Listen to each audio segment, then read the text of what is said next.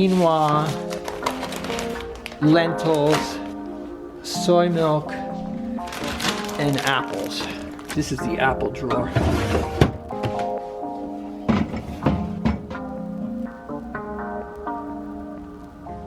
Okay, it's 6:45. I'm heading to Lindemar to check out the waves. I'm gonna do some surfing, hopefully do a little painting later today too, but to be honest, it's Friday. I'm not sure what I'm gonna do.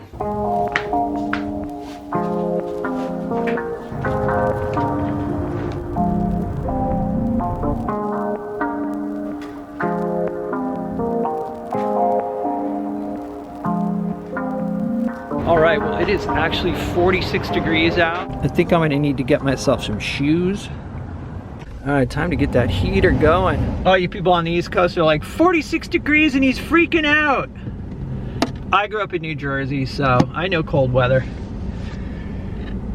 The thing about Californians is they always underdress. So like, even though it's not super cold, you actually feel cold because you like walk out wearing flip-flops and shorts in January.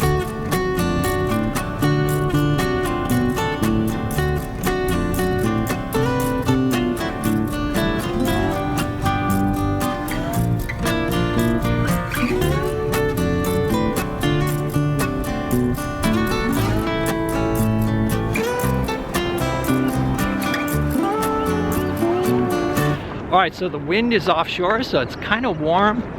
The waves are small, but they look clean and nice. Not too many people in the water. Time to suit up.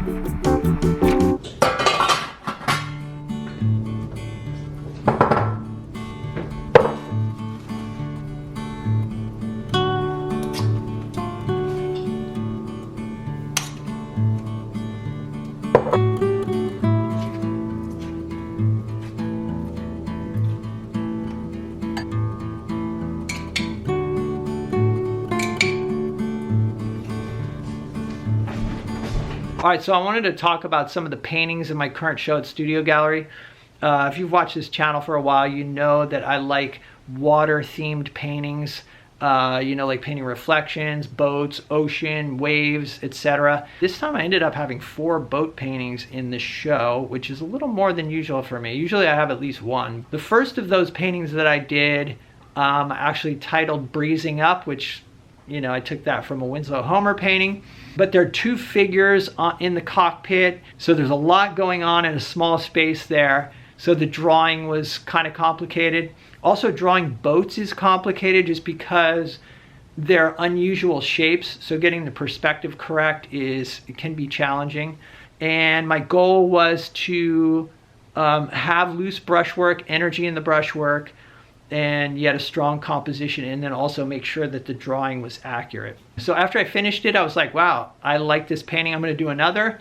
So next I did Starboard Tack. Oftentimes when you have boats sailing in a regatta or some sort of race, they'll all be on the same tack, and you'll have like boats going off in the distance.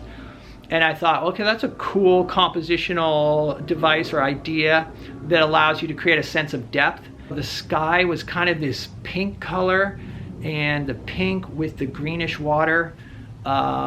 I just thought that was kind of an interesting color combination. I wasn't sure it was going to work until it was actually done, and then I thought, oh, that's kind of, it's unusual.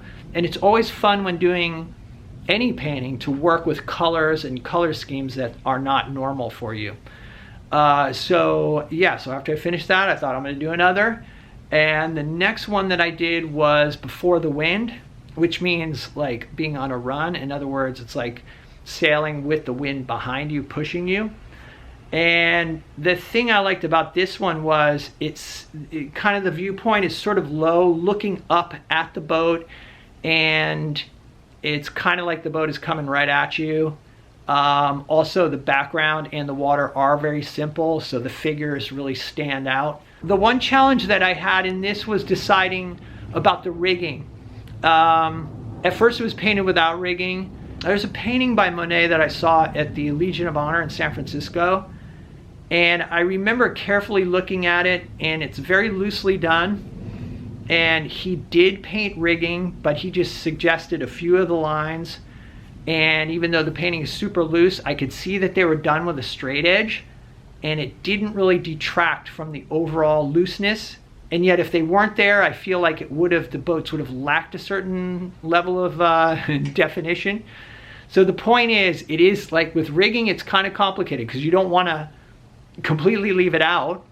But then a lot of times if you put in every bit of rigging, it can be overwhelming.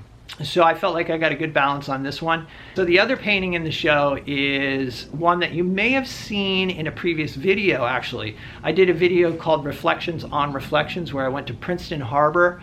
It was during the winter or early spring, very calm. And there was this fishing fleet. So when I was editing the video, I saw that, I thought that would make a great painting. So when I got home, I made a little painting. And then I thought, you know, I'm gonna make a bigger one. So that's what I did, and this one's a 15 by 25, I believe.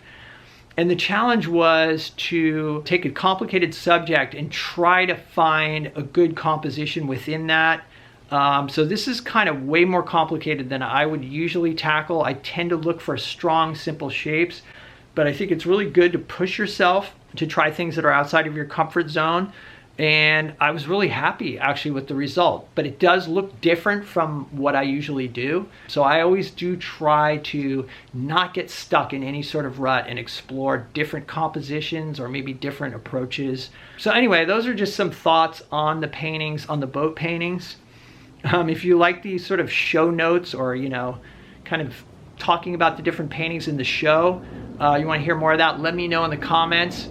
If you want to see the paintings from the show, there's a link in the description. Also, there's information about the reception, and I'm doing an artist talk. Reception is on October 20th from 4 to 6 at Studio Gallery San Francisco. But there's also prices and contact information in case you want to purchase a piece.